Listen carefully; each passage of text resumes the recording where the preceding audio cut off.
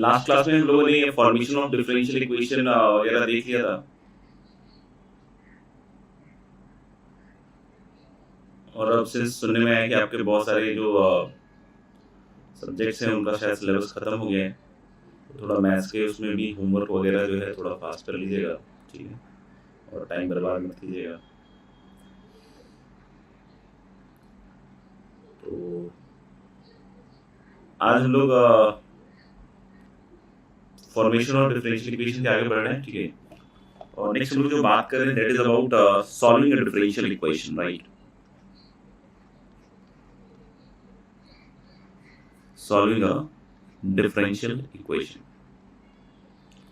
अब जैसे ये शायद मैंने पहले भी बोला होगा कि अगर हम लोग बात करते हैं सॉल्विंग अ डिफरेंशियल इक्वेशन की, तो यानी कि डिफरेंशियल इक्वेशन पहले बताया कि एक्स और वाई, और उसके साथ जो सबसे इंपॉर्टेंट चीज़ है कि derivative of y with respect to x कोई भी ऑर्डर का होना चाहिए, ठीक है ना, तो उसको डिफरेंशियल इक्वेशन कहते हैं। तो जैसे हर एक इक्वेशन का एक पर्पस होता है, जैसे ट्रिग्नोमेट्रिक इक्वेशन है तो उसका पर्पस क्या हो गया कि finding theta which satisfies the equation. वैसे डिफरेंशियल इक्वेशन का पर्पस क्या है, to find y in terms of x, या फिर वाई और एक्स में एक ऐसा रिलेशन फाइंड आउट करना जो उस डिफरेंशियल इक्वेशन को सेटिस्फाई करता है, ठीक है ना। तो आई एम सेइंग कि solving a differential equation means to find a relation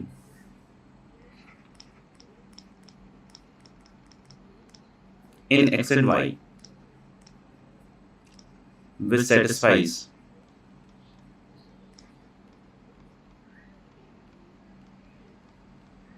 the given differential equation.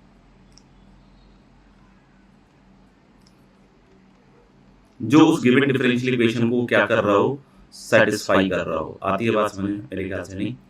अब क्या है कि अगर कोई पूछ रहा है सॉल्यूशन कितने तरह के होते हैं, जैसे हम ट्रिग्नोमेट्रिक इक्वेशन में लिखते थे प्रिंसिपल सॉल्यूशन होते हैं, जनरल सॉल्यूशन होते हैं, वैसे ही यहाँ पे भी हम लोग बोलें कि दो तरह के सॉल्यूशन के बारे में हम लोग बात करने वाले हैं, ठीक है ना। तो टाइप्स ऑफ सॉल्यूशन की अगर हम बात करें तो टाइप्स ऑफ सॉल्यूशन में पहला फिर से वही है आपका जनरल सॉल्यूशन। अब कोई पूछे सर जनरल सॉल्यूशन क्या होता है ऑफ ए डिफरेंशियल इक्वेशन, तो जैसे आपको पिछली क्लास में भी मैंने बताया कि जनरल सॉल्यूशन या सॉल्यूशन की अगर हम बात करें डिफरेंशियल इक्वेशन की, तो अगर मान लीजिए कि ऑर्डर उसका मान लीजिए कि 2 है, मतलब लिखा हुआ सपोज कर लो d2y by dx2 equal to x, हम थोड़ा सा आइडियल बात कर लेते हैं अभी थोड़ा सा, d2y by dx2 equal to x मान लो ऐसा है, तो अपन कितनी बार इसको इंटीग्रेट करेंगे, 2 बार, ठीक है। फॉर्मेशन ऑफ डिफरेंशियल इक्वेशन में बताया था आपको कि जितने नंबर ऑफ आर्बिट्री कांस्टेंट होते हैं, इंडिपेंडेंट आर्बिट्री कांस्टेंट होता है, उतनी बार डिफरेंशिएट करके उसी ऑर्डर का बनता है, सही है क्या। वैसे ही हम लोग बोल रहे हैं कि वाइस वर्सा, कि अगर हमारे पास कोई सपोज कर लीजिए कि डिफरेंशियल इक्वेशन दिया हुआ है d2y by dx2 equal to x, तो हम पहले इसको इंटीग्रेट करेंगे तो dy by dx आएगा like x square by 2 plus c, फिर एक बार और इंटीग्रेट करोगे तो एक और आर्बिट्री कांस्टेंट आएगा, वो जो कांस्टेंट ऑफ इंटीग्रेशन जिसको हम लोग हर बार कहते हैं, समझ में आएगा। तो जनरल सॉल्यूशन में हम लोग क्या बोलेंगे कि जितना ऑर्डर होगा उतना ही इंडिपेंडेंट आर्बिट्री कांस्टेंट होगा। जनरल सॉल्यूशन में हम लोग क्या बोलेंगे कि जितना ऑर्डर होगा डिफरेंशियल इक्वेशन का उतने ही number of independent arbitrary constant उसकी सॉल्यूशन में प्रेजेंट होनी चाहिए। क्लियर है मेरे ख्याल से। तो जनरल सॉल्यूशन में क्या कह रहे हैं कि the general solution of the differential equation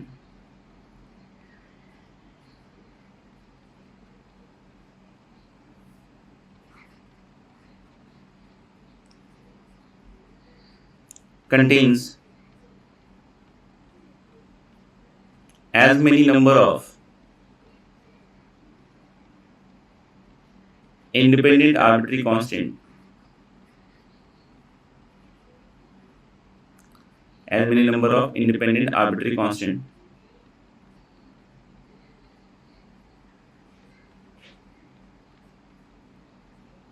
as the order of differential equation। ताले कि उतने इंडिपेंडेंट आर्बिट्री कांस्टेंट होंगे जितना कि क्या होना चाहिए आपका order of the differential equation. Independent has a meaning, right.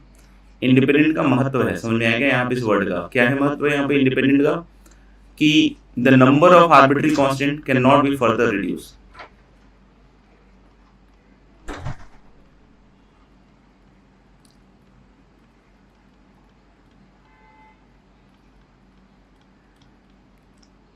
Can not be further reduce.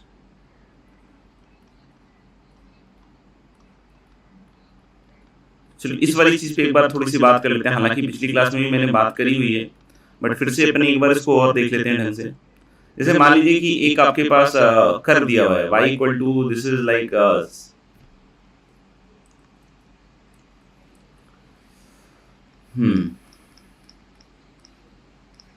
ऐसे मान लो कि एक फैमिली का कर्व है, नहीं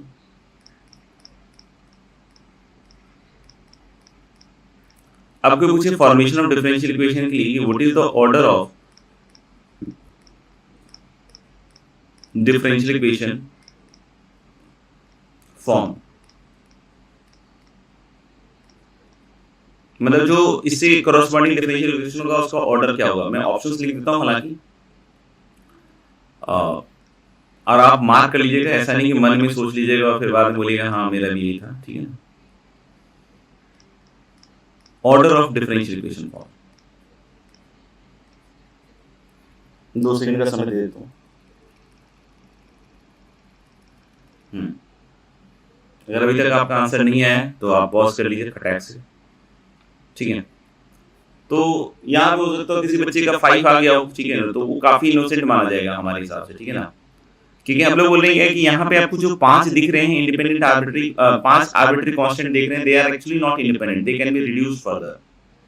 आप समझ रहे हो कि कोई बोल रहा है कि सर मैंने एक इक्वेशन को इंटीग्रेट किया, इधर भी कांस्टेंट जोड़ दिया, उधर भी कांस्टेंट जोड़ दिया, और मैंने तो और भी क्या किया कि सर C1 को 10 बार लिख दिया, C1 पे C2 टिल C10 लिख दिया, तो उससे कोई नया आर्बिट्री कांस्टेंट थोड़ी होगा, उसको सबको जोड़ के हम एक ही सिंगल से काम चला सकते हैं। तो उसी को बोल रहे हैं कि further it can be reduced और नॉट रिड्यूस्ड, ठीक है। तो एक्चुअली इसका तो आंसर क्या आ जाएगा आपका C। अब बोलोगे सर C कैसे, जैसे ये C1 प्लस C2 क्या है, यहाँ पे 2 आर्बिट्री कांस्टेंट नहीं है, इसको हम लोग घटा के लिख सकते हैं C into cos of x plus C3,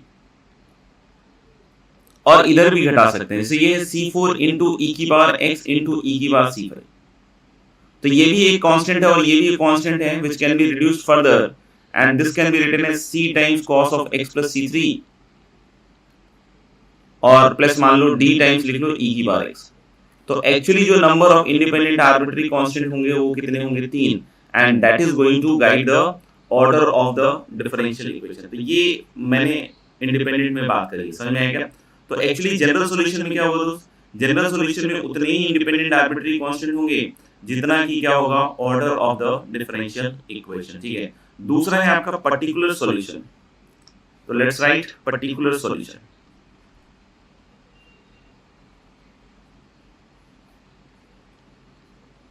किसको कहते हैं, a solution of differential equation which can be obtained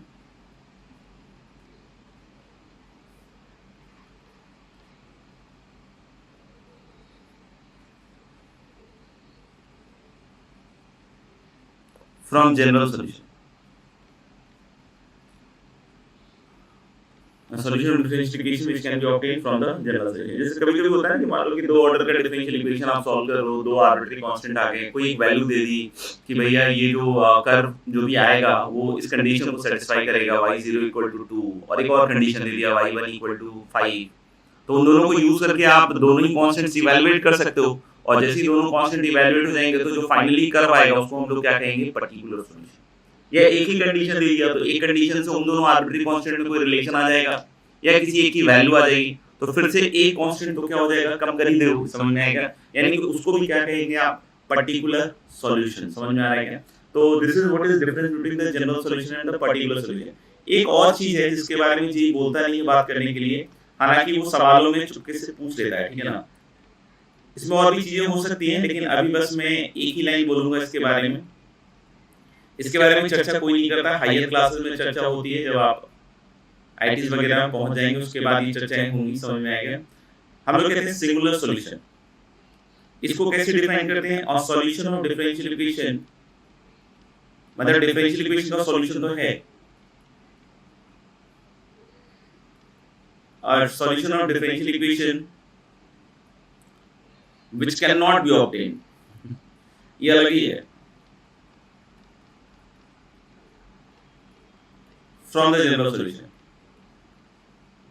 मतलब जैसे हम लोग के दिमाग में ऐसी बात रहती है कि जनरल सॉल्यूशन तो सब चीजें आ जानी चाहिए, बट ये अलग है, इसका अलग ही मामला चलता है भाई। हम जनरल सॉल्यूशन से नहीं आने वाले, ठीक है ना, लेकिन है डिफरेंशियल इक्वेशन का सॉल्यूशन। अब बोलोगे सर फाइंड आउट कैसे करते हैं, तो मोर और लेस कॉमन सेंस इन्वॉल्व होगा, ठीक है। हमने शीट को पर्टिकुलरली इस व्यू पॉइंट से डिजाइन नहीं किया है, क्योंकि चैप्टर पढ़ने के लिए भी नहीं कहा गया, ठीक है। अब कैसे आता है क्या आता है उस पे एक एग्जांपल लिख देते हैं, ठीक है ना। सॉल्यूशन तो होगा डिफरेंशियल इक्वेशन का, बट जनरल सॉल्यूशन से नहीं मिलेगा, ठीक है। सुनते हैं क्या है, जैसे मान लीजिए कि हम एक एग्जांपल लेकर प्रोसीड करते हैं। मान लीजिए कि हम लोग को कोई बोलता है कि ये सॉल्व कीजिए sir, dy by dx equal to y, like this. dy by dx equal to y, this is the differential equation which you have to solve, right? अब क्या करना चाहिए, इसमें दिख रहा है कि हम लोग y को इकट्ठे कर लें और x को अलग कर लें तो ये इंटीग्रेट हो जाएगा। पहले भी करके दिखा चुका हूं इसको, ठीक है ना। f dash x equal to fx, जो बार बार आपको देखने को मिलता होगा, f dash x equal to fx या f dash x equal to 2fx 3fx, ठीक है। इसको देख के घबराते रहते हैं आप बार बार, तो वही है dy by dx equal to y, ऐसे लिखोगे, समझ में आएगा। अब इसमें क्या है साहब कि सॉल्व कीजिएगा तो ऑफ कोर्स जब आप y से डिवाइड कीजिएगा तो you should make a frame a case. अब बोलोगे what case should I frame sir, of course हम लोग कि डिवीजन तभी अलाउड है when y is not equal to 0, यानी कि हम लोग कि दूसरा एक और हम लोग को कंडीशन लेना चाहिए, क्या y इक्वल टू 0, समझ में आ रहा है। इसका हम लोग को दो पार्ट में चलना चाहिए। कैसे चलना चाहिए दो पार्ट में, बोलो दोस्त।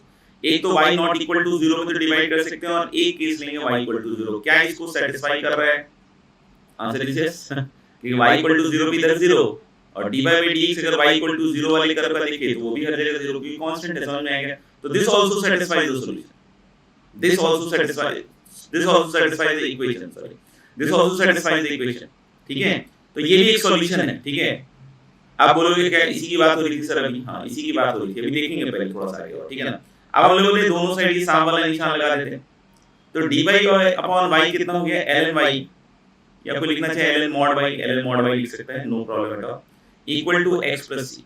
mod y लिखोगे तो e की power x plus c, y को उधर ले जाओगे तो प्लस माइनस करके e की पावर c इनटू x आ जाएगा। तो मैं उसको ऐसे लिख दूंगा y equal to capital A e की पावर x, जहां a equal to any constant like plus minus e की पावर c है ना। तो इसको क्या कहेंगे, this will be called as general solution. इसको कहेंगे जनरल सॉल्यूशन, क्यों, क्योंकि इसमें उतने ही आर्बिट्ररी कांस्टेंट हैं जितना ऑर्डर था, समझ में आती है बात। लेकिन अगर कोई कहता है कि sir solve this differential equation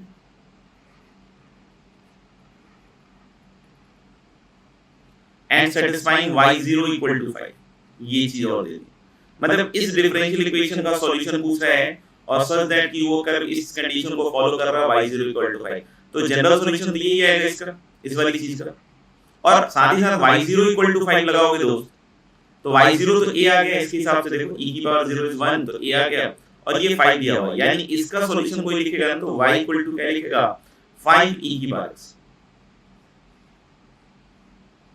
समझ आती है बात।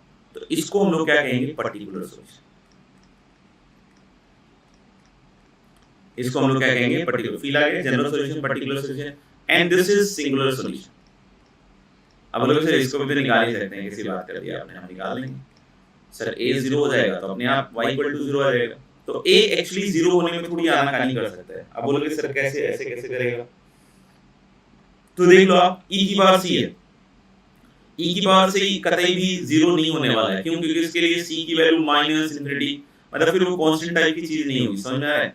तो इसलिए हम लोग a कभी भी 0 नहीं होने वाला है, a कभी भी 0 नहीं होने वाला है, कहने का मतलब e की पावर c कभी भी 0 नहीं होगा, यानी कि ये दिख रहा है कि जो y इक्वल टू 0 वाला सॉल्यूशन है, you cannot achieve from the general solution, and this is called as what, singular solution. This is called as what, singular solution. बात समझ आती है। जब आप डेफिनेट इंटीग्रल का एक्सरसाइज 4 करके देखोगे तो you will see a question, exactly तो मुझे याद नहीं आ रहा, लेकिन कुछ ऐसा ही था जहां तक मुझे ध्यान है कि ऐसा लिखा होगा कि जे एडवांस 4, मतलब एक्सेस उसका आया वो सवाल है, जी में आया हुआ पहले का है, और शायद ये दिया हुआ था मुझे जहां तक याद आ रहा है, ध्यान आ रहा है कि find this fx equal to this, no इसकी तो वैल्यू निकालने लिखा था, ऐसा कुछ दिया हुआ था कि there is a function which satisfies this particular thing, right, और साथ ही साथ बोल रहा था कि f ऑफ ln 5 निकाल। अब भाई ये है क्या, ये डिफरेंशियल इक्वेशन है, आप लेबनिज लगा के इसको डिफरेंशिएट कर दो, धो दो उसको, तो ये dy by dx आएगा f dash x and this is going to be y, ये तो वही चीज आ गई। अब मजेदार चीज क्या है कि इसी इंटीग्रेशन से एक चीज में अपने आप ही दे दिया, f0 is 0 और f0 equal to 0, तो हमने तो इसका जनरल सॉल्यूशन अभी देखा ही, a की पावर x आ रहा है इसका, तो a तो 0 हो ही नहीं सकता है, f0 equal to 0, यानी कि ये जनरल सॉल्यूशन तो इधर से नहीं आ रहा होगा, और f0 equal to 0 ये देखकर ही फील आ रहा है कि y कहीं ना कहीं 0 हो रहा है, आप समझ लो बात को, तो यानी कि इस कंडीशन को और इस डिफरेंशियल इक्वेशन को ओबे करने वाला सिर्फ एक ही फंक्शन होगा, and that function will be fx equal to 0, जो कि सिंगुलर सॉल्यूशन है। तो आप देखो ये चुपके से इसने सिंगुलर सॉल्यूशन का पूछ तो लिया है, लेकिन सिलेबस में कहीं भी जिक्र नहीं करता है, तो f of ln 5 equal to answer देखोगे उसका क्या दिया रहेगा, तो इसमें बच्चे थोड़े से परेशान होते हैं कैसे निकलेगा क्या निकलेगा, तो चलता है, ठीक है ना, हालांकि मैंने पहले बतला दिया तो शायद आप नहीं होगे परेशान हो, तो क्या होगा, ठीक है ना। अच्छा, मैं एक चीज और कह रहा था, शीट में हम लोगों ने सिंगुलर सॉल्यूशन के पॉइंट ऑफ व्यू से डिजाइन नहीं किया, नहीं तो क्या है बच्चे थोड़े से घबरा जाएंगे, रीजन नहीं कि हर एक में सिंगुलर सॉल्यूशन डला हुआ है, मेरा तो हर एक गलत हो रहा है, मैं कैसे सीखूं। हालांकि डिफरेंशियल इक्वेशन में अभी भी खासी प्रॉब्लम आएगी, क्योंकि इंटीग्रेशन है पूरा का पूरा, और इंटीग्रेशन में दिक्कत क्या है कि वर्ड प्रॉब्लम आएगा, पूरा क्वेश्चन आएगा एज अ वर्ड, मतलब वर्ड में इंग्लिश में लिखा हुआ, फिर उसको सोच के आपको डिफरेंशियल इक्वेशन में कन्वर्ट करना पड़ेगा, फिर उसका इंडेफिनिट इंटीग्रेशन करना पड़ेगा, लेकिन कुल मिला के यहाँ मेहनत थोड़ा सा और ज्यादा बढ़ जाएगा, और उसमें हम लोग इसीलिए इस चीज को अवॉइड कर रहे हैं भाई कि हर जगह हम लोग इस चीज को सिंगुलर सॉल्यूशन को यूज में नहीं ला रहे हैं, ठीक है, तो कहीं आपको लग रहा हो कि इसका एक सिंगुलर सॉल्यूशन भी आ रहा है, तो आप उसको जरूर से कंसीडर कर लें, समझ में आएगा, मतलब आंसर्स को आप उसमें गलत या उसमें मत देखिएगा, ठीक है ना, बस ये मेरा पॉइंट ऑफ व्यू है अभी, ताकि ऐसा ना हो कि सभी बच्चे डर जाए कि भाई मतलब सॉल्यूशन से ज्यादा वो सिंगुलर सॉल्यूशन पे ही ध्यान देते हैं, मतलब फोकस लर्निंग की जगह डर में ना बदल जाए, बस इसलिए हम लोगों ने उस चीज को अभी ज्यादा इनकॉर्पोरेट नहीं किया है, ठीक है, तो कहीं कहीं ऐसा आप पाओगे कि कहीं कहीं इसका सिंगुलर सॉल्यूशन मिसिंग है, ठीक है ना, तो कोई दिक्कत नहीं, उसको आप इंक्लूड कर लीजिएगा, राइट। तो ये हो गई बात कुल मिला के, ठीक है ना। नेक्स्ट लोग टेक्निक्स में आएंगे, अब ऑब्वियसली कैटेगराइज करके हम लोग काम करने वाले हैं, तो टेक्निक्स में जो पहला टेक्निक है that is definitely known as variable separable, और भी टेक्निक्स हैं आगे आने वाली क्लासेस में पढ़ेंगे हम लोग, और जैसा कि शायद आपको पहली क्लास में भी मैंने बोल दिया होगा कि हम जो पढ़ने वाले हैं, क्योंकि सिलेबस है first order first degree differential equation,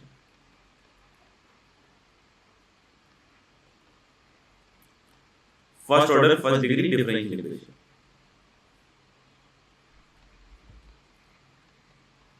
ये है जेई का syllabus first order first degree.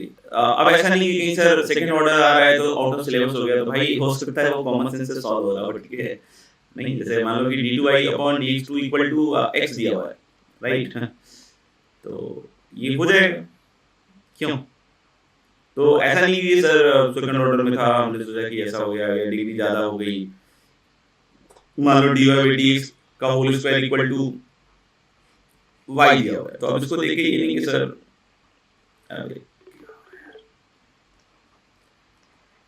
से तो डिग्री 2 होगी सर कैसे, तो मतलब जहां कहीं लग रहा होगा कि कॉमन सेंस हो रहा है तो उसको तो अपन को ऑफ कोर्स सोचना ही पड़ेगा। बाकी जो जेई का जनरल सिलेबस है that is first order first degree differential equation. पहला हम लोग क्या देख रहे थे दोस्त, वेरिएबल सेपरेबल। वेरिएबल सेपरेबल नाम से ही मिला है कि वेरिएबल सेपरेट कर लेने, मतलब x वाले x के साथ y वाले y के साथ, मतलब कुल मिला के आपको अल्टीमेटली इस तरह के फॉर्म में सेट करना है। जरूरी नहीं आप प्लस, आप चाहो तो पूरे को राइट हैंड साइड में रख लो। कुल मिला के x वाले एक साथ इकट्ठे और y वाले एक साथ इकट्ठे, ये करना होगा, समझ में आएगा। तो अपन इसको कुछ सवाल करके देखते हैं,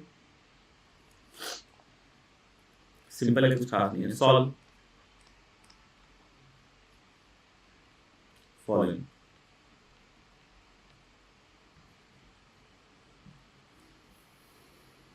करिए।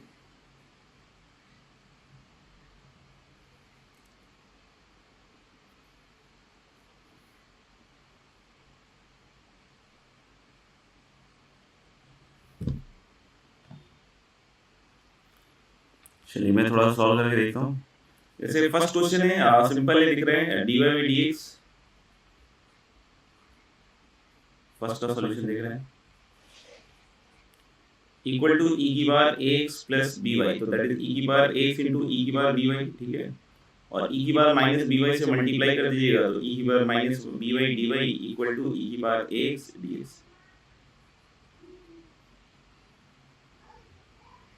और दोनों साइड इंटीग्रेट कर दीजिए आगे, तो ई की बार माइनस by अपॉन से minus b equal to e की बार माइनस ax अपॉन a और प्लस कांस्टेंट ऑफ इंटीग्रेशन।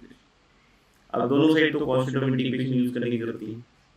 इस वाले केस में आप देख सकते हैं कि दोनों साइड डिवाइड कर दीजिए, तो जैसे एक y स्क्वायर प्लस 1 वाला इसके साथ चाहिए और x स्क्वायर प्लस 1 वाला इसके साथ, तो x स्क्वायर प्लस 1 और इनटू y स्क्वायर प्लस 1 के प्रोडक्ट से डिवाइड कर लीजिए, तो x स्क्वायर प्लस 1 और y स्क्वायर प्लस 1 के प्रोडक्ट से डिवाइड कीजिएगा तो ये कुछ ऐसा बन जाएगा। और आप चाहे तो दोनों साइड इंटीग्रेट कर सकते हैं कि x वाले x के साथ y वाले y के साथ, एक और चाहे तो इसको यूज कर लीजिए, तो इसका इंटीग्रेशन आएगा ln modulus of x square plus 1 that is ln x square plus 1 actually, और plus ln y square plus 1 equal to c। चाहे तो इस फॉर्म में भी छोड़ सकते हैं, लेकिन क्या है कभी बोर्ड एग्जामिनेशन में वो चाहते हैं थोड़ा सा और सिंपलीफाई कर लो तो बेटर है, समझ में आ गया। तो बोर्ड एग्जामिनेशन के हिसाब से ध्यान रखिएगा कि थोड़ा और सिंपलीफाई करके लिखें इसको, ठीक है ना। तो इसको हम कैसे लिख सकते हैं, x square plus 1 into y square plus 1 equal to e की पावर c, और e की पावर c को आप चाहें तो k लिख सकते हैं, और इस तरह के फॉर्म में फाइनली आप छोड़ सकते हैं। तो देख लीजिएगा, ठीक है ना। कमिंग टू थर्ड क्वेश्चन, इसमें भी y dash is what dy by dx equal to y ln y, इसको डिवाइड कीजिएगा तो dy upon y ln y equal to dx, और ln y को t मान लीजिए, तो मुझे लग रहा है कि ये तो dt अपॉन t आ रहा है शायद। अच्छा sin x भी है इधर क्या, एक सेकेंड,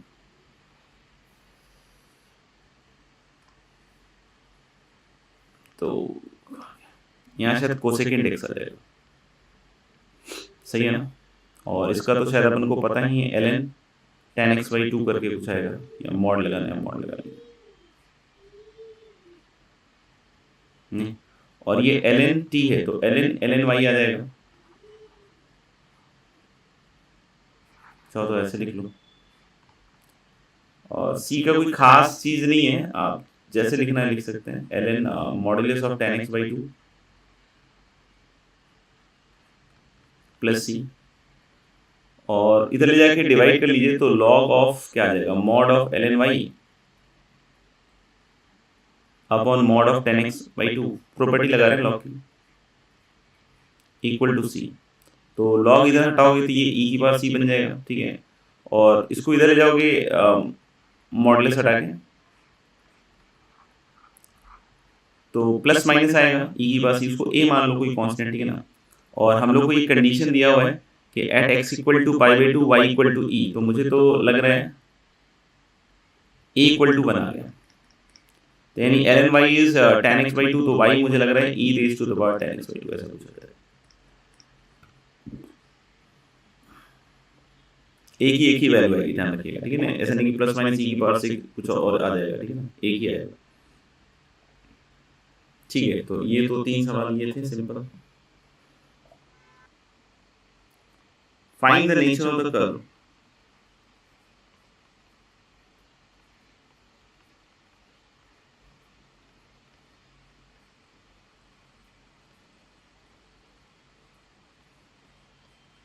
not passing,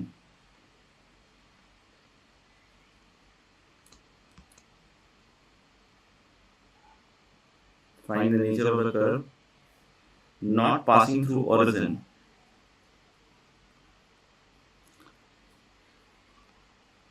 अब जैसे लेंथ ऑफ टेंजेंट, सब टेंजेंट, नॉर्मल, सब नॉर्मल जो पहले पढ़ाया था वो सब काम में आएगा। Find the nature of the curve not passing through origin for which, not passing through origin for which the length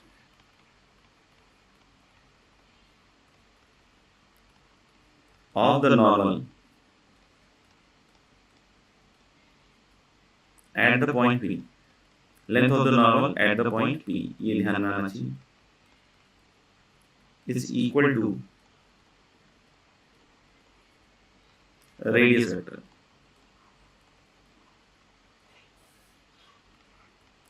radius vector कुछ नहीं है, ओरिजिन से उस पॉइंट की डिस्टेंस की बात हो रही है। Radius vector of the point मतलब पी का जो ओरिजिन से डिस्टेंस है उसकी बात है, ठीक है। तो आप लोग करके देखिए, मैं भी करके देखता हूँ। तो अनलर्निंग क्या है कि लेंथ ऑफ द नॉर्मल अगर याद हो आपको तो कैसे अपन ने किया था, y into under root of 1 plus m square ना शायद, and that is equal to under root of x square plus y square.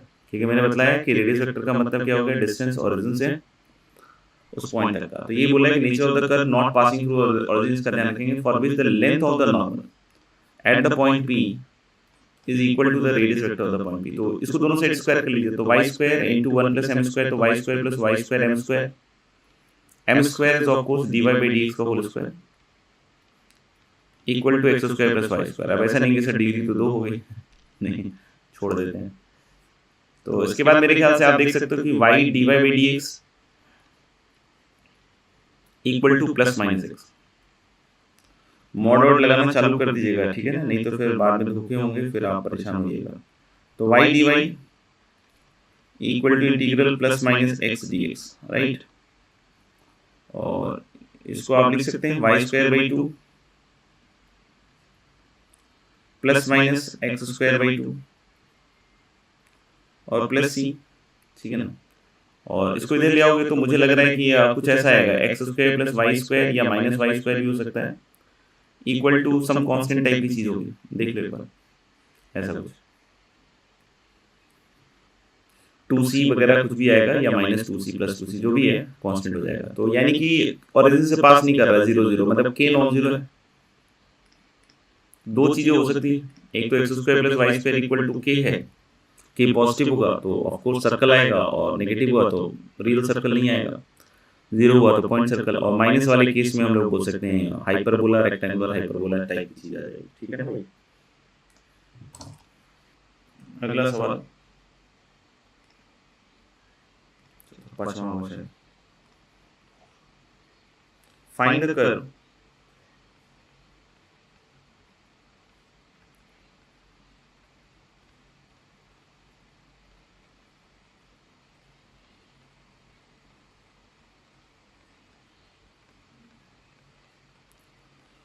for which the segment of the tangent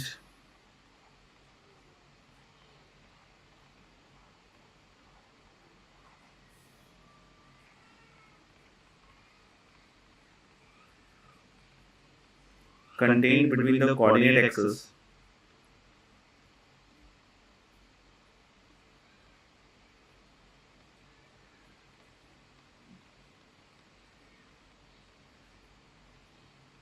is bisected by the point.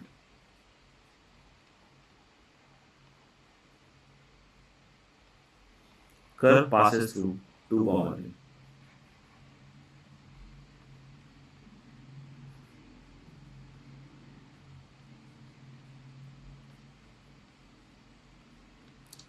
Find the curve for which the segment of the tangent contained within the coordinate axis is bisected by the point. Curve passes through 2, 3. Curve जो है 2, 3 से पास कर रहा है, ठीक है ना।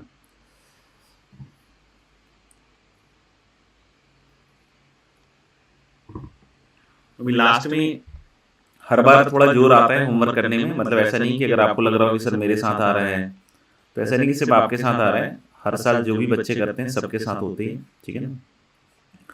ये एक्यूमुलेट सभी सब्जेक्ट्स में होते हैं होमवर्क, तो उसके कारण थोड़ा फाइट ज़्यादा मानना पड़ता है, उसको एज अ चैलेंज स्वीकार करना चाहिए, ठीक है ना। ये नहीं कि बहुत है तो सोचते ही रह जाएंगे फिर, ठीक है ना। पॉजिटिवली उस टारगेट को लें, कहीं भी आपने दूसरी जगह क्वेश्चन मार्क लगाया, क्वेश्चन मार्क आपके ऊपर लग जाएगा। जितने क्वेश्चन मार्क आप अपने के थ्रू सेंड कीजिएगा वो सारे क्वेश्चन मार्क आपके ऊपर ही रहेंगे। तो फाइट मारिए जबरदस्त, ठीक है। सब जगह होता है, सबके साथ होता है, यही फाइटिंग स्पिरिट बतलाता है कि आप कितने स्ट्रांग बनेंगे आगे चलकर, ठीक है। तो find the curve for which the segment of the tangent contain between the coordinate axis is bisected. जैसे मान लीजिए कि ऐसा कोई कर्व है और बोल रहे हैं कि इस कर्व की इक्वेशन बतलानी है सच दैट कि जो सेगमेंट ऑफ द टेंजेंट है contain between the coordinate axis, coordinate axis के बीच में ये कंटेन है। ये बोला है कि इस पॉइंट पे बाइसेक्ट हो रहा है, खुद से सॉल्व कर लीजिएगा। तो आप और भी तरीके से सोच सकते हैं, मेरी तरफ से कहीं कोई दिक्कत नहीं है।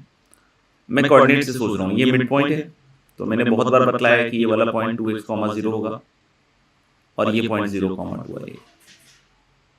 ये बहुत बार बतलाया, ठीक है। तो मेरे लिए बहुत सिंपल हो गया कि मैं इस टेंजेंट के स्लोप को dy बाई dx से रिप्रेजेंट कर दूं। ऑफ कोर्स इसी से करते हैं, और किससे करते हैं, और 2 पॉइंट फॉर्म से। अगर एक लाइन 0, 2y और 2x, 0 से हमेशा पास कर रही है, तो 2 पॉइंट फॉर्म से दिस इज -y/x। तो वेरिएबल सेपरेबल क्या कहेगा, dy/y प्लस dx/x प्लस कैसे आया, क्योंकि आप y को इधर लाइए, dx को उधर ले जाके इधर ले आइएगा, तो ये प्लस हो जाएगा। और दोनों साइड इंटीग्रेट करोगे तो ln mod y लिखना है तो mod y लिख लो, और plus ln mod x equal to c। तो आप mod x into mod y equal to c लिखोगे तो xy equal to plus minus e की बार c आएगा, उसको k मान लीजिए। और 2, 3 से पास कर रहे हैं, तो ऑफ कोर्स हम लोग ने xy इक्वल टू क्या आ जाएगा, 6। तो ये चीज आ जाएगी। नेक्स्ट इज 6 है, prove that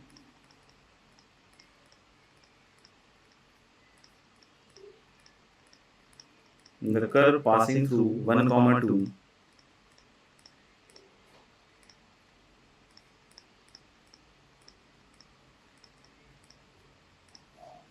for which, prove that the curve passing through 1, 2 for which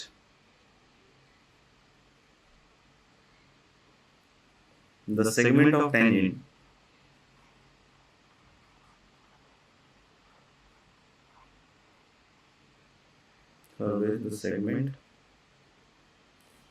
of tangent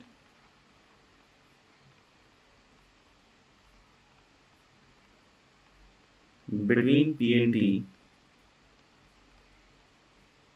is bisected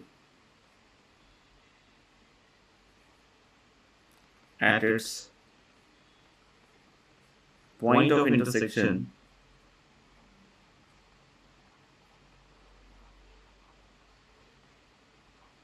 with y-axis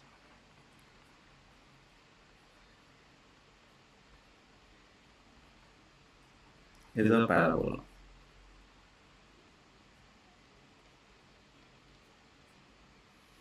Is a parabola. ये कुछ ऐसा डायग्राम है, देख लीजिए डायग्राम में।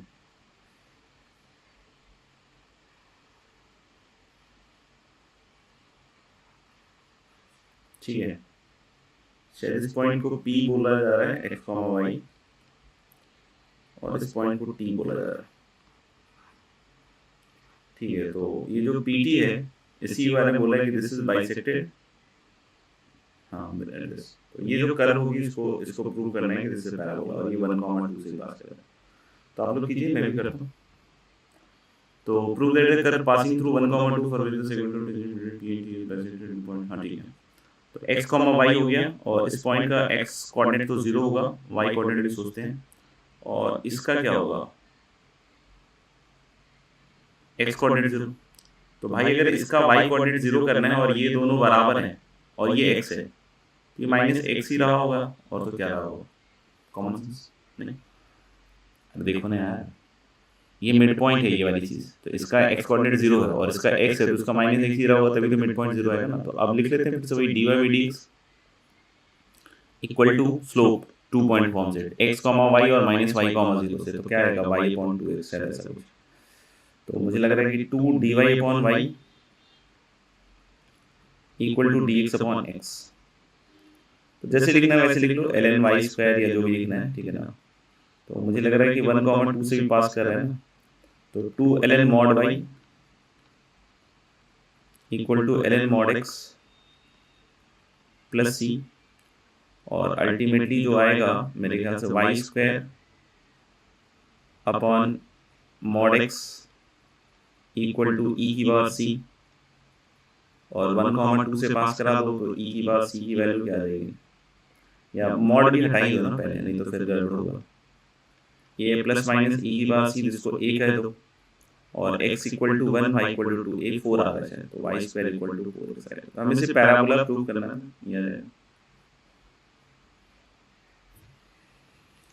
देख लीजिए।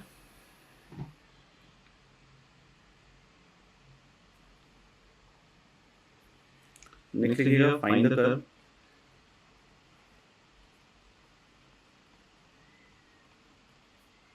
for which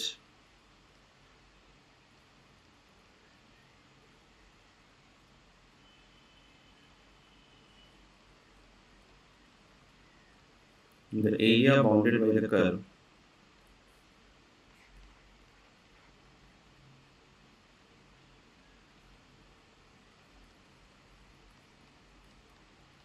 in the coordinate axis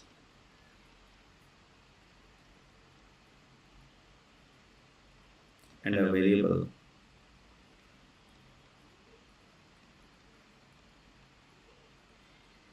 ordinate is equal to the length of corresponding arc.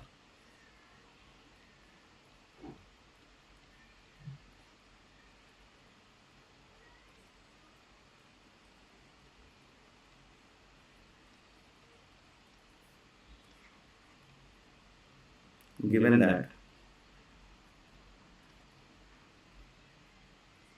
curve passes through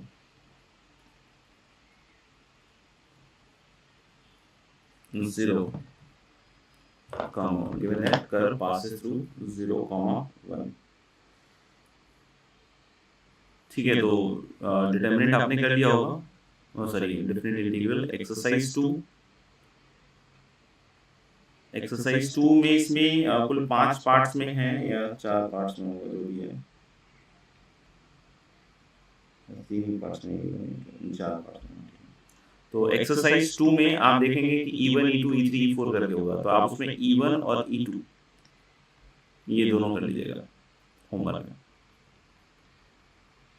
बाकी ये अभी अगले इसी वीडियो में सॉल्व हो जाएगा, ठीक है। चलिए मिलते हैं, होमवर्क थोड़ा सा अच्छी तरीके से कीजिए, टाइट हो गया।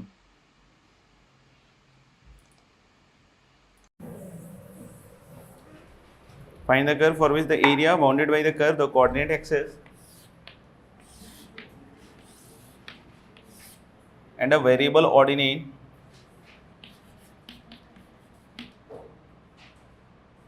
is equal to the length of the corresponding arc. ऐसे ही कुछ है ना,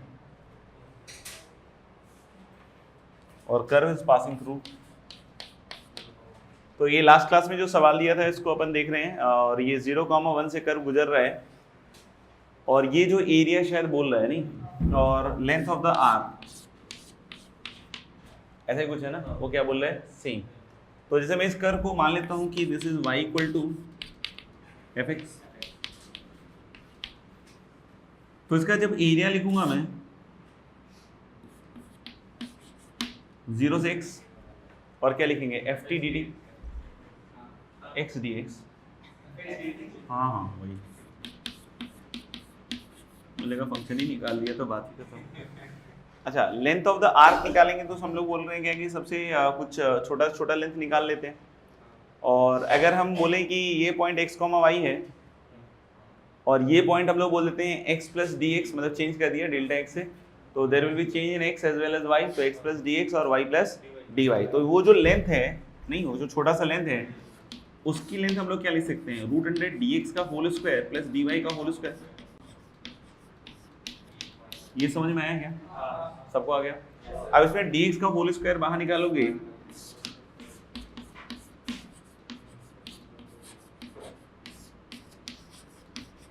this will be the length. तो ये तो इस पर्टिकुलर पोर्शन का लेंथ हो गया ना। अब हमको अगर पूरा लेंथ निकालना है तो इसी का इंटीग्रेशन करना पड़ेगा। नहीं, ऐसे ऐसे छोटे छोटे जो भी पार्ट्स हैं उसको इंटीग्रेट करना पड़ेगा ना। कहाँ से कहाँ तक, 0 से x, तो इसको इंटीग्रेट करोगे तो 0 से x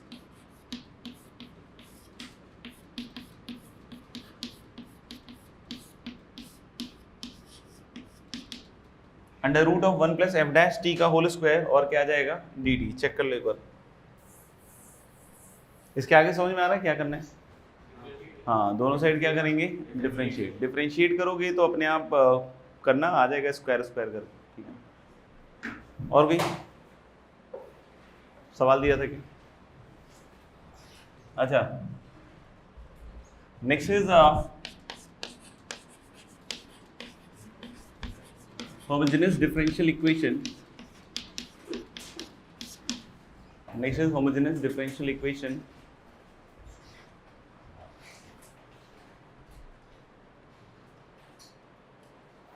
जैसे होमोजेनस फंक्शन हम लोगों ने शायद पहले डिस्कस किया हुआ है, नहीं? होमोजेनस फंक्शन में हम लोग क्या कह रहे थे कि हर एक टर्म जो होगा वो x और y में क्या होता है, ऑफ सेम डिग्री, और उसको पहचानने का भी तरीका बताया था कि x की जगह लैम्डा x, यही तो बताया था। मान लो x की जगह लैम्डा x और y की जगह लैम्डा y। अगर ऐसा करने पे लैम्डा x और लैम्डा y रखने पे लैम्डा की पावर n कॉमन हो जाए और rest of the expression is again of the form f of x, y, तो उसको हम लोग क्या कहते हैं, that is called as homogeneous function with respect to x and y। याद आ रहा है सबको? ठीक है ना? तो हम लोगों ने जो होमोजेनस डिफरेंशियल इक्वेशन है, ठीक है ना, वो ऐसा होता है dy by dx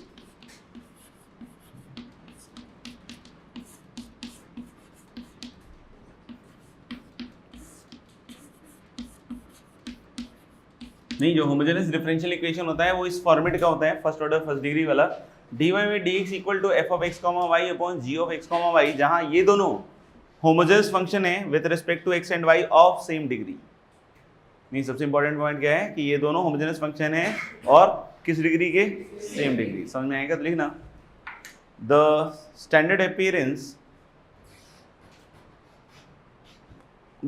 appearance of a homogeneous differential equation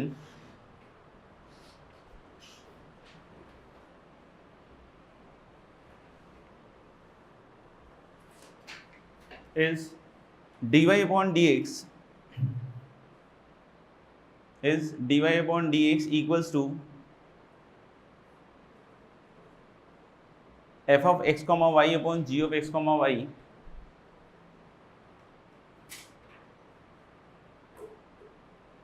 where fxy and gxy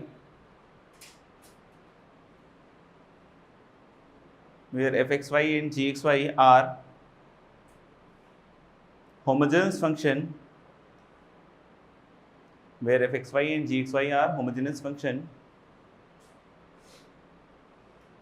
with respect to x and y of same degree. fxy and gxy are homogeneous function with respect to x and y of same degree। ठीक है, और homogeneous function की definition को बगल में हम लोगों ने बात कर ली है, ठीक है ना? अब कोई बोले कि how to solve homogeneous differential equation, नहीं, पॉइंट ये है कि होमोजेनस डिफरेंशियल इक्वेशन को सॉल्व कैसे करें। तो एक थोड़ा फील लेके देखो, समझ में आ जाएगा। जैसे मान लो कि ऊपर नीचे मैंने 2-2 डिग्री का होमोजेनस फंक्शन रख लिया, तो 2-2 डिग्री मतलब कैसे terms, y square x y x square, ऐसे ही 3 डिग्री का अगर लिया तो मान लो y cube x square y x y square x cube, ऐसे ही रहेगा ऊपर भी नीचे भी। तो क्या पूरे का पूरा right hand side y by x या एक्स वाई वाई में बदल सकता है? नहीं। जैसे अगर 2 डिग्री का भी अगर आपने माना y square x y x square और नीचे भी वैसा ही है, ठीक है ना? तो अगर वाई बाई एक्स में बदलना है तो ऊपर नीचे एक्स स्क्वायर से डिवाइड कर लो। अगर 3 डिग्री का ऊपर नीचे है तो आप एक्स क्यूब से डिवाइड कर लो। मतलब पूरा का पूरा फंक्शन जो होगा वो वाई बाई एक्स या एक्स वाई वाई में इजिली कन्वर्ट कर सकते हैं। समझ में आएगा? तो हम लोगों ने यही पॉइंट रहेगा इसको सॉल्व करने का भी, ठीक है? तो हम लोग यहाँ पे समझ चुके हैं कि dy by dx नहीं, और राइट हैंड साइड वाला जो एक्सप्रेशन होगा this is some function of y by x। मतलब basically right hand side x और y पे डिपेंड नहीं कर रहा है, वो y अपॉन x के रेशियो पे डिपेंड कर रहा है। समझ में आएगा? और अगर ऐसा है, सोचना एक बार, तो फिर से ये तो वही हो गया ना हमारा, एक तरीके से देखा जाए तो जो टाइप 2 वाला पार्ट टाइप का था कि ax plus by plus c है, बस यहाँ पे क्या है y बाई x। तो काम तो वही करेंगे, फिर से y बाई x को क्या रख देंगे, v, यानी कि y इक्वल टू vx, जहाँ v डेफिनेटली कैसा है, variable.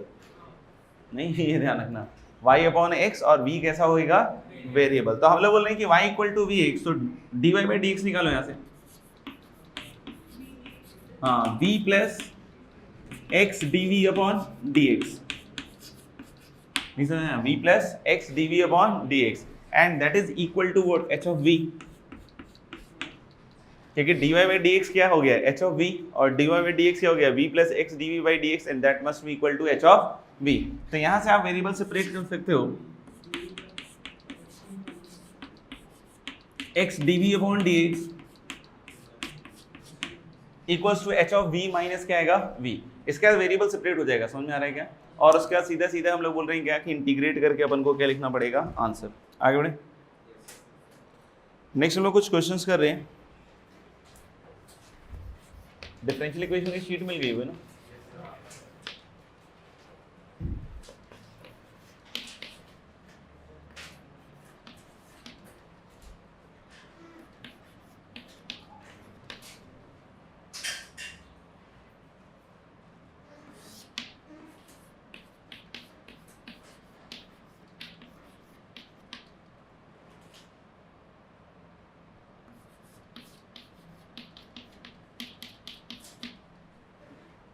Solve dy upon dx equal to y square minus 2xy minus x square upon y square plus 2xy minus x square given y at x equal to 1 equals -1।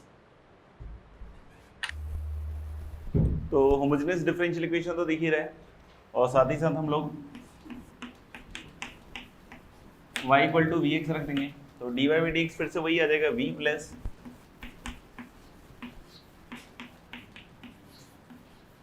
X d v upon d x, और इधर कितना आएगा v square minus 2v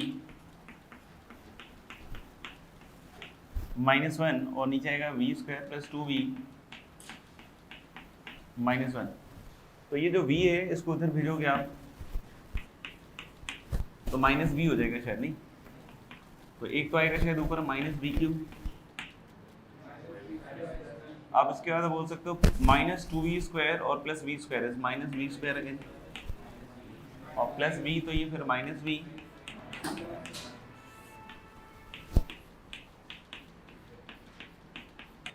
चलो अच्छा ये ठीक है यहाँ तक।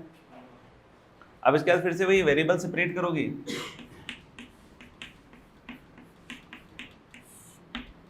और एक माइनस साइन उधर आ जाएगा, और इधर क्या आएगा dx,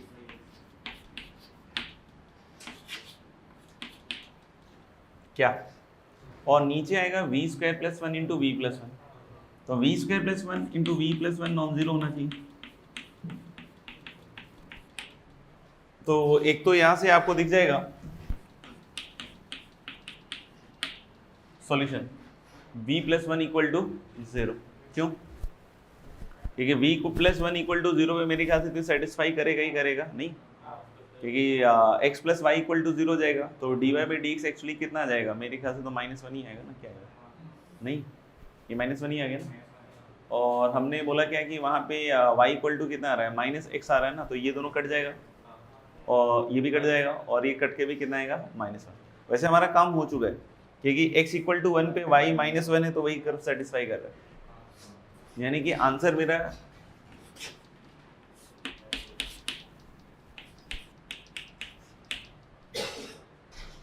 नहीं, क्वेश्चन का आंसर क्या आ गया x plus y equal to 0। तो हम लोगों ने उन नॉन जीरो के केस में डिवाइड किए हैं, ठीक है ना, और अपन आगे बढ़े। तो जैसे अगर इसमें अगर मान लो कि कोई सॉल्यूशन वगैरह है या नहीं चेक करना चाहते हो तो देख लो इसको आगे इंटीग्रेट करके करें। जैसे इधर का इंटीग्रेशन तो शायद -ln x है, नहीं, और इधर है वी स्क्वायर प्लस 1,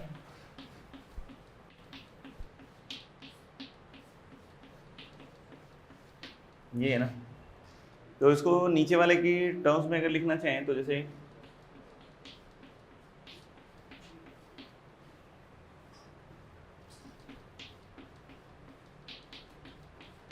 देख लो, इसको लिख सकते हो 2v square minus b square that is v square plus 2b और माइनस क्या आ जाएगा 1, समझ में आ गया। तो ये इसमें हो गया, तो उसको जब अलग अलग करोगे तो पहला टर्म आएगा 2b upon we square plus 1, तो that is ln v square plus 1 minus ln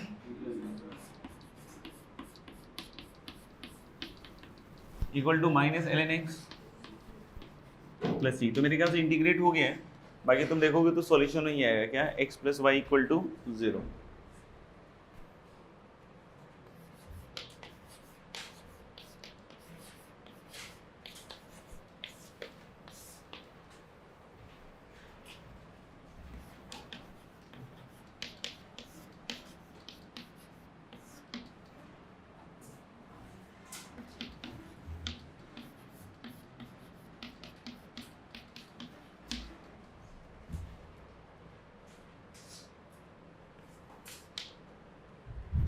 Next question you can solve is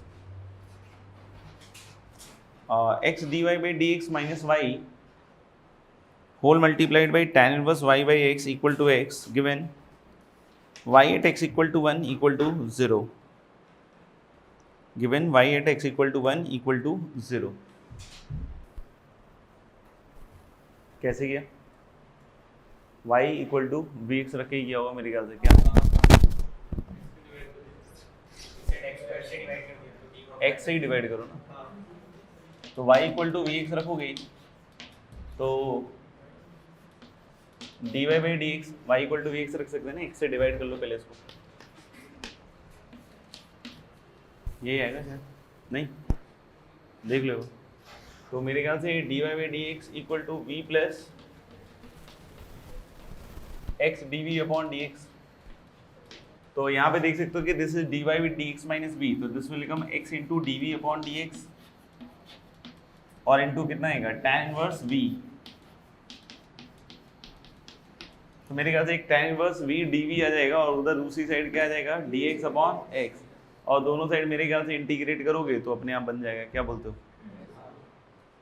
दूसरा क्या है कि जैसे हम लोगों ने वो वाला भी किया था ना, r थीटा वाला भी किया था, नहीं तो उससे नहीं, मतलब मेरा क्या कहना है कि जैसे उसमें भी बहुत सारे सवाल किए थे, जैसे एक शायद यही था x dx plus y dy upon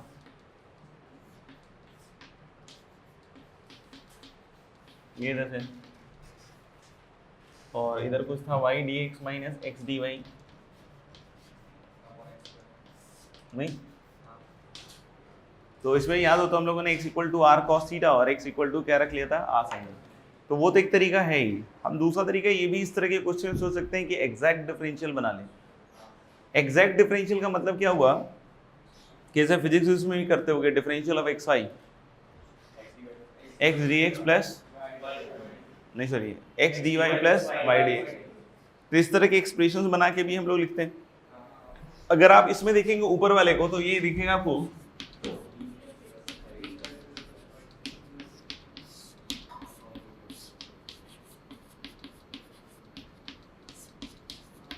ये देखिएगा ऊपर वाला जो है वो क्या है differential of x square plus y square, और उसको 2 से डिवाइड क्यों किया क्योंकि उसमें 2 आएगा, क्योंकि x d x plus y d x 2 times आएगा, और इधर वाले में अगर माइनस साइन निकालो तो this is differential of y by x, क्योंकि differential of y by x is what x square upon ऊपर नीचे अपॉन में x square x d y minus क्या आएगा y डी एक्स, और बाहर माइनस साइन उस चीज को जस्टिफाई कर रहा है।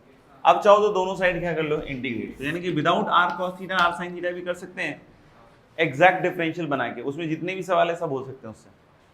नहीं जैसे अगर यहाँ पे भी देखोगे तो ये क्या हो गया dt upon root t that is 2 root t, मतलब रूट अंडर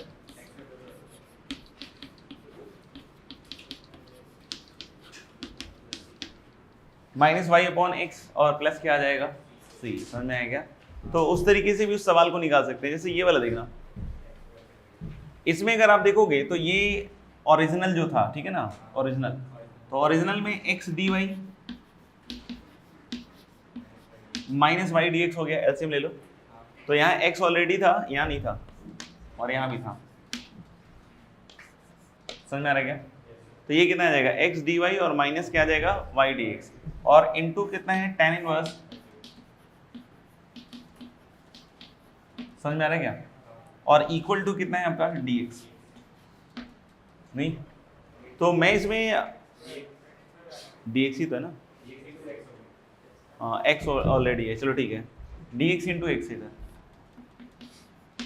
तो हम लोग बोले ये y बाई एक्स का फंक्शन है और इसको हम लोग differential of y by x में बदल सकते हैं। कैसे? एक्स स्क्वायर से डिवाइड करके, ये पूरा टर्म क्या हो गया differential of y by x और into tan inverse y by x, तो इसको इंटीग्रेट कर सकते हो, y बाई एक्स को t रख लो, फिर ले लो ना, तो tan इनवर्स t का जो इंटीग्रल है वही आएगा और उधर भी इंटीग्रेट हो जाएगा। तो बहुत सारे सवालों को हम जल्दी कर सकते हैं अगर हम उसमें एग्जैक्ट डिफरेंशियल पहचान कर बना लें। उसमें बस पॉइंट ये रहेगा कि लेफ्ट हैंड साइड में जिसका भी डिफरेंशियल लिखोगे उसी का फंक्शन लिखना पड़ेगा, और राइट हैंड साइड में भी जिसका भी डिफरेंशियल लिखोगे उसका ही क्या लिखना पड़ेगा फंक्शन लिखना पड़ेगा। जैसे शीट में बहुत सारे एग्जैक्ट डिफरेंशियल लिखे हुए हैं, चाहो तो देखो, पेज नंबर 18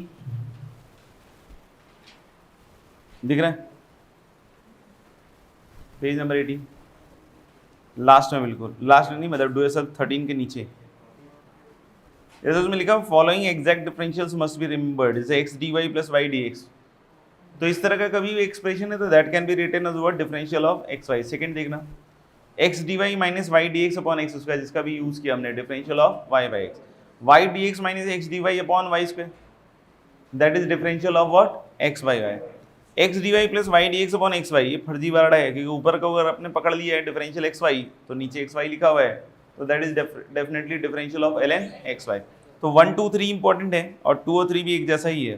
4 5 मेरे ख्याल से 5 भी देख लो, differential of x plus y upon x plus y, that is differential of ln x plus y. तो मेरे ख्याल से 4 5 इनफैक्ट 6 का भी कोई दम नहीं है क्योंकि x d y minus y d x से आपने अगर एक्स वाई बाई एक्स और वाई बाई एक्स में एक्स वाई वाई में बदला है तो देखो x d y minus y d x और नीचे आप एक्स स्क्वायर कर लो, तो एक्स स्क्वायर करोगे तो एक ऊपर एक्स और नीचे वाई रह जाएगा, तो एक्स वाई वाई अलग हो गया और वो बन जाएगा differential of y by x.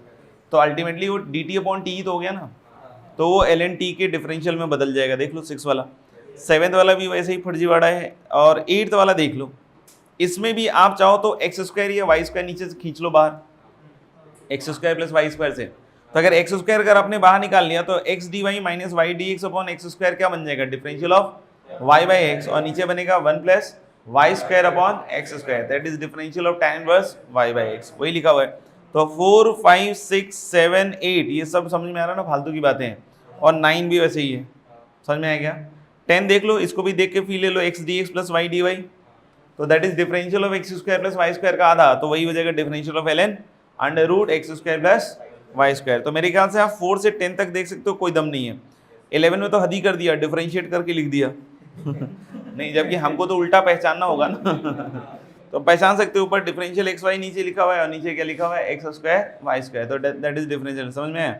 तो 11 ही दमदार नहीं है, 1 2 3 और उसके बाद लास्ट के दोनों, लास्ट के दोनों में दिक्कत क्या होगा ना कि आपको एक्चुअली e की पावर x गायब मिलेगा। जब भी आपको डिफरेंशियल इक्वेशन होगा ना तो वहां हो सकता है y dx minus dy type का दिख जाए, नहीं समझा, या फिर दिख जाए आपको x dy और माइनस dx टाइप का। तो इन सबको बदलने के लिए आपको e की पावर x या e की पावर y से क्या करना पड़ेगा, मल्टीप्लाई डिवाइड। समझ में आ रहा है क्या? तो इस तरीके के क्वेश्चंस को आप डिफरेंशियल में बदल सकते हो, यानी कि आपको 5 हमेशा ध्यान रखने हैं, 1 2 3 और लास्ट वाले दोनों e की पावर x अपॉन वाई और e की पावर y अपॉन x, क्योंकि बाकी जितने भी ये 4 से लेके 11 तक इनको आप कहीं ना कहीं अगर बाकी याद है तो उसको सेटल कर सकते हो, ठीक है ना। तो इस चीज़ का भी रखेंगे दिमाग में। हम लोगों ने वेरिएबल सेपरेबल में एक पोर्शन जो है छोटा सा वो रह गया था, तो उसको अपन एक बार देख लेते हैं। वेरिएबल सेपरेबल हम लोगों ने देख लिया था कि वेरिएबल सेपरेट कैसे करते हैं। कुछ ऐसे पर्टिकुलर प्रोफाइल्स हैं जिसमें हम लोग रिड्यूसिबल टू वेरिएबल सेपरेबल की बात कर सकते हैं। रिड्यूसिबल मतलब डायरेक्टली वेरिएबल सेपरेट नहीं हो रहे होंगे, लेकिन हम लोग कुछ सब्स्टिट्यूशन करके वेरिएबल को सेपरेट कर सकते हैं, ठीक है। तो उसके कुछ टाइप्स हैं, उसको अपन देख लेते हैं। Reducible two variable separable simple चीज़ें हैं।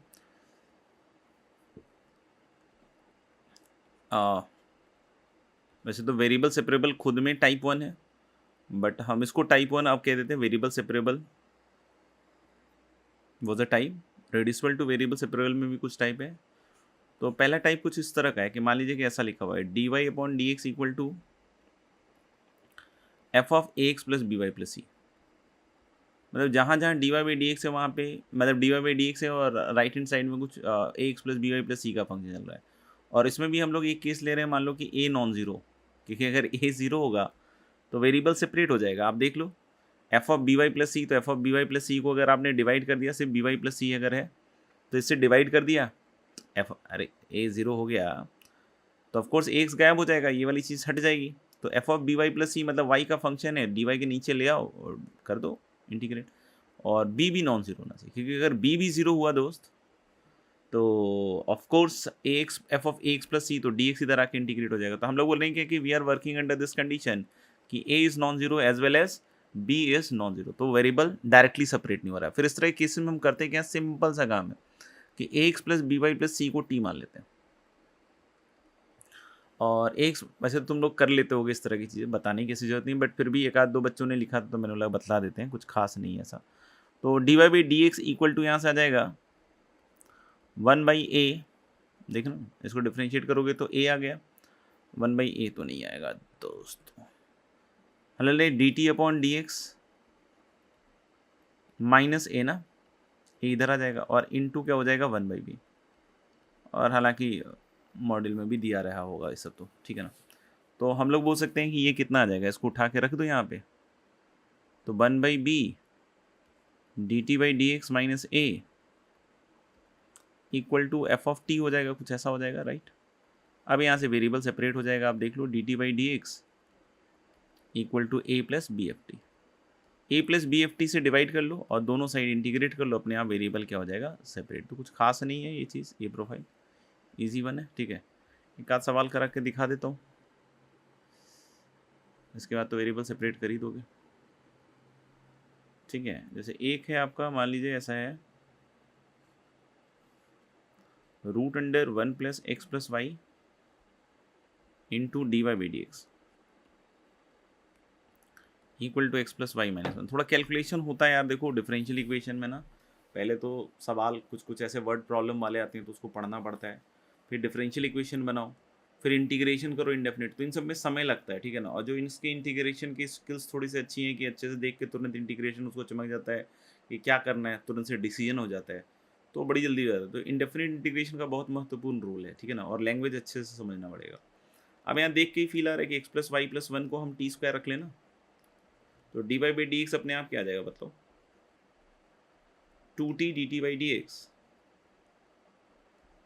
माइनस 1, चेक कर लीजिए आप। तो हाँ ले लें कि x plus one y plus 1 equal to t square रखोगे तो ये टी हो गया, और this will be 2t d t by d x minus 1, right. और इधर एक्स प्लस वाई क्या होगा, टी स्क्वायर माइनस 1, तो ये शायद टी स्क्वायर माइनस 2 आ रहा है दोस्त, एक बार देख लो तुम खुद से। तो this is now 2t square D t by d x minus T है, इधर आएगा, उधर ले जाओगे तो T square plus T minus 2 ऐसा कुछ आएगा। इसके आगे हालांकि कर सकते हो, इससे एक सिंगुलर सॉल्यूशन भी आ जाएगा, तो वैसे तो कि इससे दो फैक्टर आएंगे ना, इसके दो फैक्टर कौन कौन से आएंगे, एक तो t इक्वल टू 1 है तो t माइनस 1 इक्वल टू 0 वाला आ जाएगा, t प्लस 2 वाला तो नहीं हो पाएगा क्योंकि हमने root under x plus y plus 1 को टी स्क्वायर टी माना है ना, इसको टी माना है, ठीक है। तो t नेगेटिव तो चलेगा नहीं, ठीक है ना, तो देख लेना। तो मेरे ख्याल से अब डिवाइड करना है 2t स्क्वायर, सिंगुलर सॉल्यूशन वाली चीज़ समझ गए होगे, dt equal to d x. अब क्या करना है, वही नीचे वाले की शक्ल जो है ऊपर बना दो, 2 हटा दो, T square plus T minus 2, और फिर माइनस टी प्लस 2 करके अलग अलग करोगे, अपने आप बन जाएगा, कुछ खास नहीं है, ठीक है। तो इसके आगे तुम्हें खुद करना है। आगे एक सवाल लिखिए, find the curve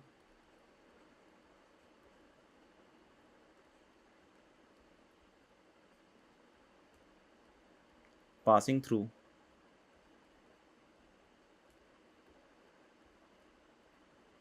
the origin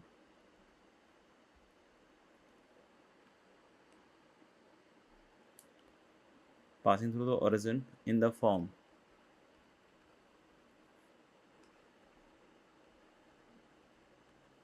y equal to fx and satisfying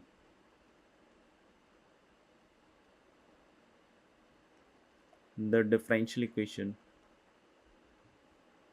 dy by dx equal to cos 10x plus 8y। तो d y by d x equal to cos 10x plus 8y, देख लो फिर से वही type है, 10x plus 8y को कुछ मान लो, z मान लो, इस पर नया कुछ मान लेते हैं। तो d y by d x फिर से क्या आ जाएगा आपका 1/8 d z by d x minus 10, सब वही सब है, इंटीग्रेशन कुछ खास नहीं है। तो d y by d x यहाँ रखी थी, मान लो ऐसे ही रख दिया, अब इधर कॉस जेड आ गया, D z by d x अगर ले जाओगे तो 10 प्लस 8 कॉस जेड हो जाएगा, राइट।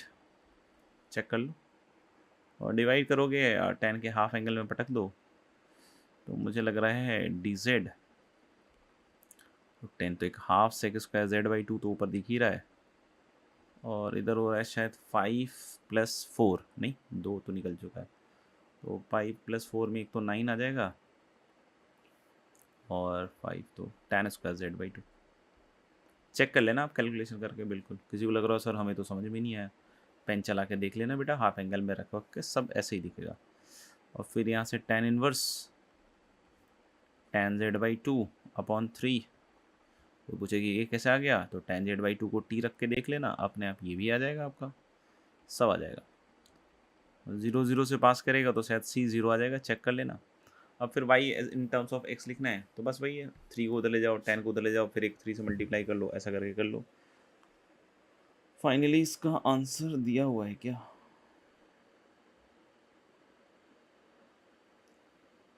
कुछ लिखा तो है यार, मैं लिख देता हूँ, but I am not sure कि सही है गलत है, बट मैं लिख देता हूँ।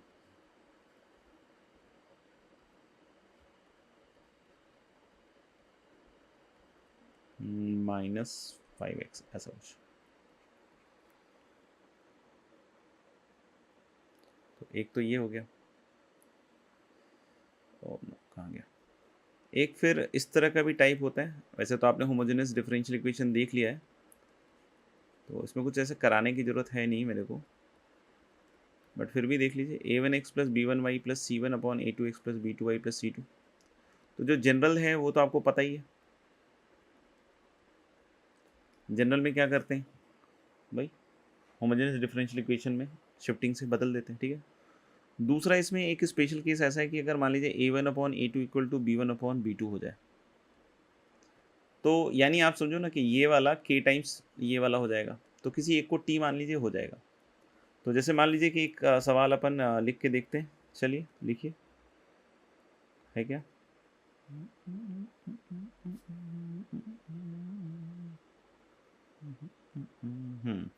dy बाई डी एक्स, इस तरह का कुछ माहौल है। फिर से ये आपको वैसा ही फील देगा जो अभी थोड़ी देर पहले हम कर रहे थे,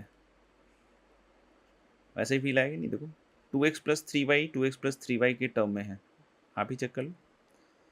तो ये वही चीज़ है कि a1/a2 इक्वल टू b1/b2 है, तो ये उसी चीज़ की बात हो रही है जो अभी मैं कह रहा था कि देख लो 2/4 इज़ हाफ, 3/6 इज़ हाफ, ठीक है। तो 2x प्लस 3y को t मान के कर लीजिए, मेरे ख्याल से क्लियर है। फिर इसका एक स्पेशल केस ये हो जाता है कि ऊपर के कॉफिशिएंट ऑफ y और नीचे का कॉफिशिएंट ऑफ x का सम 0 हो जाए, ये स्पेशल केसेस है, b1 प्लस a2 0 हो जाए। तो कुछ नहीं करते हैं, क्रॉस मल्टीप्लाई करके हो जाता है काम। अब बोलोगे सर कैसे हो जाता है, देख लेते हैं अभी। क्रॉस मल्टीप्लाई कीजिएगा तो देखिएगा इधर a2x dy, इसके साथ दिक्कत है, b2y dy कोई दिक्कत नहीं है, y dy आराम से मस्त इंटीग्रेट होता है, c2 dy एकदम झनाटे से होता है, a1x dx कोई टेंशन नहीं इसको।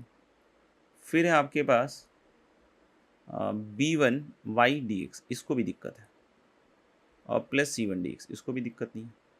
तो अगर b1 प्लस a2 0 है दोस्तों, b1 क्या है, -a2 ही तो है, और क्या है। तो अगर आपने यहाँ b1 को -a2 रख दिया और इसको इधर ले गया, तो आप क्या बचा, a2x dy, ये वाला टर्म भी बस दिक्कत कर रहा है, और b1 को -a2 करके इधर जाओगे तो x dy plus y dx, तो ये डिफरेंशियल ऑफ एक्स वाई में बदल जाएगा, इसके बाद अपने आप हो जाएगा, फिर टर्म बाई टर्म सब इंटीग्रेट हो जाएंगे।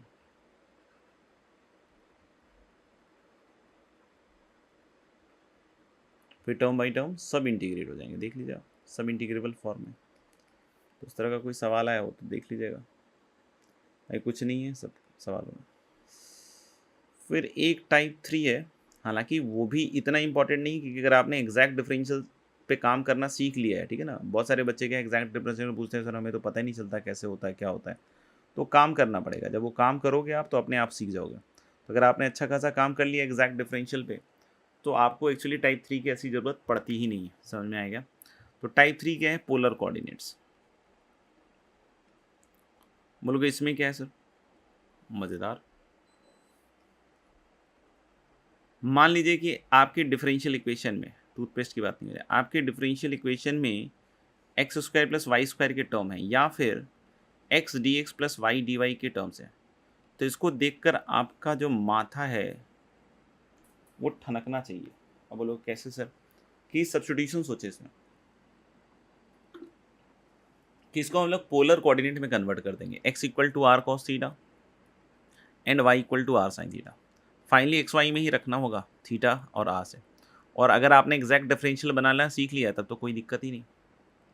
अब जैसे साहब ये आ गया polar x r cos theta and y r sine theta, तो x square plus y square क्या हो गया, आर स्क्वायर। तो यानी जहाँ जहाँ आपके डिफरेंशियल इक्वेशन में x square plus y square होगा उसको आर स्क्वायर से रिप्लेस कर देंगे और इसका डिफरेंशियल लिखिए, तो x d x plus y d y मिला तो क्या लिखेंगे बोलो, आर डी आर।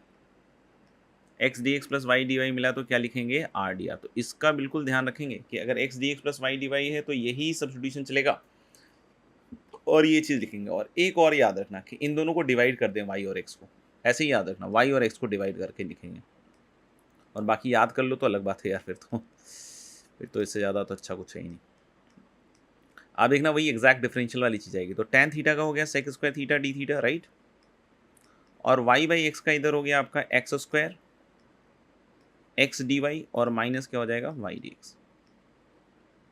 अब देखो x equal to r cos theta है तो x sec theta equal to r होगा, सेक थीटा से मल्टीप्लाई कर देना दोस्त, कॉस थीटा सेक थीटा 1 हो गया, तो एक्स स्क्वायर इधर ले जाओगे तो x square sec square theta हो गया r square d theta equal to x d y minus y d x. तो बहुत बार इस तरह के टर्म आएंगे x d y minus y d x type के टर्म, तो उसको आप किससे रिप्लेस कर देंगे, आर स्क्वायर डी थीटा से। समझ में आ गई क्या बात, ठीक है ना। तो ये सब देख लीजिए, x square plus y square will be r square, x d x plus y d y will be r d r. ये कैसे निकाला है सब बतला दिया, सिंपल, दोनों को स्क्वायर करके ऐड करें और एक बार वाई अपॉन एक्स निकाल के खेल करें, समझ में आएगा।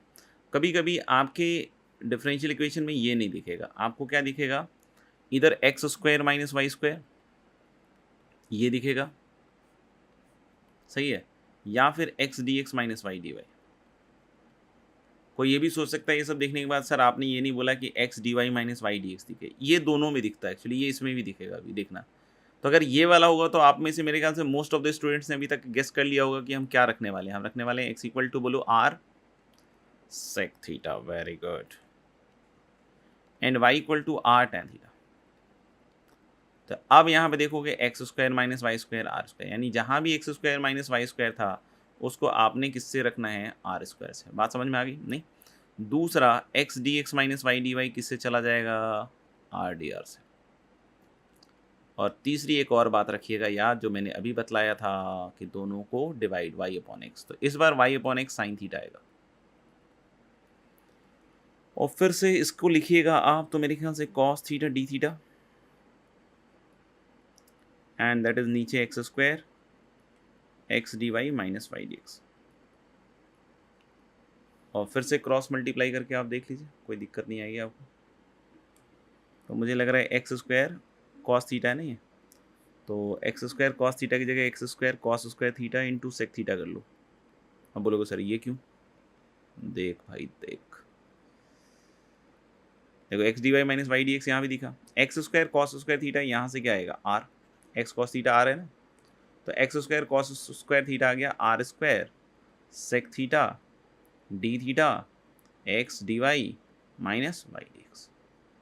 तो ये भाई पोलर कोऑर्डिनेट की कहानी है, और बाकी तो उसके आगे आपको सब बतलाया ही है, कोई दिक्कत नहीं उसके बाद तो, ठीक है। और ये भी कुछ खास नहीं है, नॉर्मल, अगर आपने एग्जैक्ट डिफरेंशियल बना दिया तो ये आपको सीखना ही नहीं चाहिए वैसे तो कायदे से, बट हाँ अगर एग्जैक्ट डिफरेंशियल बनाने में दिक्कत आती है आपको तो फिर ये सब चीज़ें आपको पता होनी चाहिए तभी होगा। जैसे एक क्वेश्चन करके देख लेते हैं, x d x plus y d y हो गया, x into x d y minus y d x, अभी किया इसको बोलो,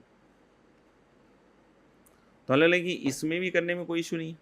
अभी बताया x d x plus y d y, क्या वही r cos theta r sine theta वाला चलेगा इसमें, तो आर डी आर अभी बतलाया, एक्स को क्या बोला था, आर कॉस थीटा, और इस x d y minus y d y को मैंने क्या बोला था, आर स्क्वायर डी थीटा।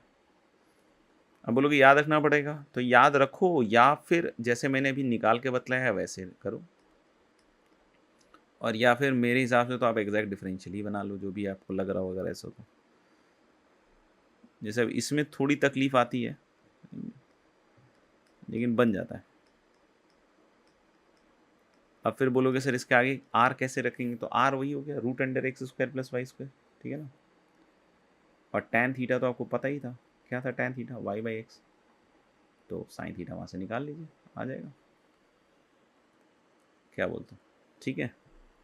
तो दिस इज़, और बाकी जो शीट में सवाल वगैरह हैं उसको कीजिए दंदना के।